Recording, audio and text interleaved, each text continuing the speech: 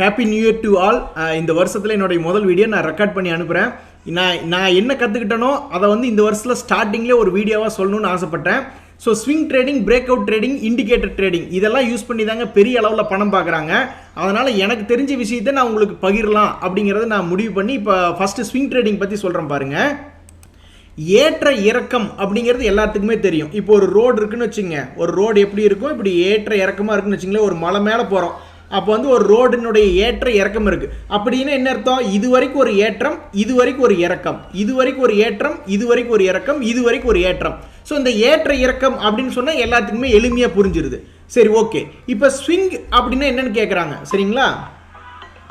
சரிங்க. அதே மாதிரி இப்போ ஒரு கையில் ஏதாவது ஒரு குச்சி வச்சுக்கிட்டு ஏதாவது ஒரு கல்லை கட்டி ஆட்டி விட்டோம்னா இது ஒரு ஏற்றம், இது ஒரு இறக்கம், அப்புறம் மறுபடியும் ஒரு ஏற்றம், மறுபடியும் ஒரு இறக்கம். இது வந்து நம்மளுக்கு புரிஞ்சு கொள்ள முடியுதானே இருக்குது. அப்போ ஸ்விங் அப்படிங்கிறது என்னென்னா, ஷேர் மார்க்கெட்டை பொறுத்த வரைக்கும் ஜீரோலிருந்து ஆரம்பிக்குன்னு வச்சுங்க. ஒரு ப்ரைஸ் வந்து ஒரு கம்பெனி ஜீரோலிருந்து ஆரம்பிக்குது, அவன் அப்படியே மேலே ஏறுறான், ஒரு 100 ரூபா வரைக்கும் மேலே ஏறுறான். அப்புறம் எல்லாம் ப்ராஃபிட் புக் பண்ணுறாங்க, கொஞ்சம் கீழே வருது, ஒரு 50 ரூபா வரைக்கும் வருது. மறுபடியும் மேலே ஏறுறான், 150 ரூபா வரைக்கும் போகிறான். மறுபடியும் கீழே இறங்குறான், ஒரு 100 ரூபா வரைக்கும் வந்து சப்போர்ட் எடுத்து மறுபடியும் மேலே 200 ரூபா போகிறான்.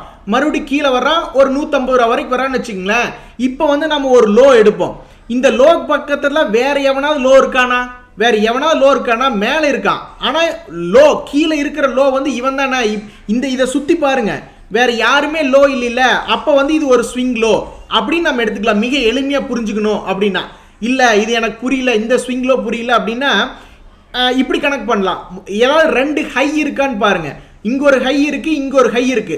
இந்த ரெண்டுக்கு நடுவில் ஏதாவது ஒரு லோ இருக்கா? கண்டிப்பாக. ஏங்க இப்படி இருந்தால் அது நேர்கோட்டில் பயணிக்கிறான். இப்படி இருந்து மேலே வந்துட்டு இப்படி மறுபடியும் இப்படி போனான்னு வச்சுங்களேன். அப்போ இந்த 2 மேலைக்கும் நடுவில் இருக்கிறது ஒரு லோ, அதை ஸ்விங் லோன்னு எடுத்துக்கங்க.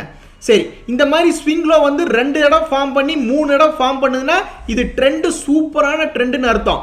2 இடம் ஃபார்ம் பண்ணதுக்கப்புறம் 3ஆவது இடம் வாங்கி மேலே விற்க வேண்டியதான், 4ஆவது இடம் வாங்கி 5ஆவது இடம் விற்க வேண்டியதான். இந்த ட்ரெண்டு கண்டினியூ ஆகிற வரைக்கும் வாங்கி ஜாலியாக விற்றுக்கிட்டே இருக்க வேண்டியதான். அவன் என்னைக்காவது கட் ஆகும்போது அதை பிரேக் அவுட் அப்படின்றாங்க.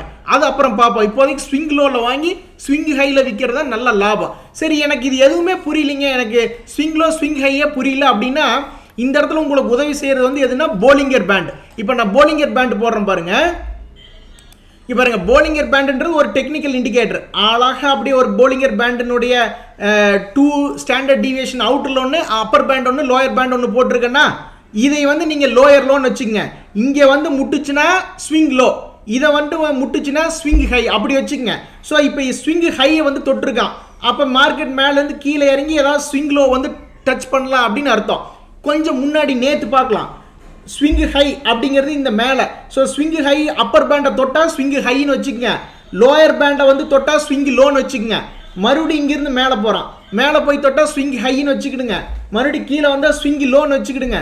மறுபடியும் மேலே போகிறான், ஸ்விங் ஹையு. இது எவ்வளோ சைட்வேஸ் மார்க்கெட்டில் நீங்கள் எந்த டெக்னிக்கலும் தெரிஞ்சுக்க வேண்டாம். போலிங்கர் பேண்டை போட்டு கண்ணை மூடி கண்ணை திறந்துதான் உட்காரணும்.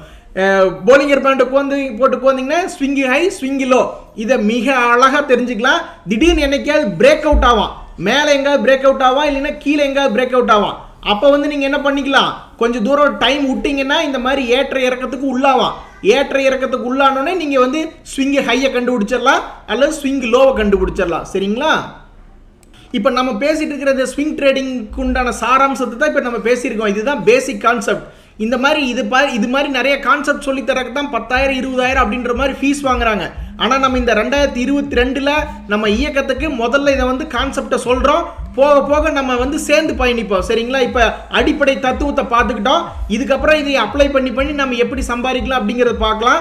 இந்த ஸ்விங் ட்ரேடிங் ஃபெயிலியர் ஆக சமயத்தில் என்ன ஆகும் அப்படின்னா, பிரேக் அவுட் நடந்துருச்சுன்னு அர்த்தம். அதாவது இப்படி ஒரு அலை இருக்கு. ஸோ இப்போதைக்கு வந்து நம்ம எதை பற்றி மட்டும் தெரிஞ்சுக்கிறோம் அப்படின்னா, ஸ்விங் ஹை என்ன, ஸ்விங் லோ, இதை மட்டும் இந்த மேலே ஏறி இறங்குறத மட்டும் தெரிஞ்சுக்குவோம். இதை என்னைக்கு தாண்டுதோ அதை வந்து பிரேக் அவுட் அப்படிம்போம். இதை என்னைக்கு தாண்டுதோ அப்போ வந்து நம்ம பிரேக் அவுட்டும்போம்.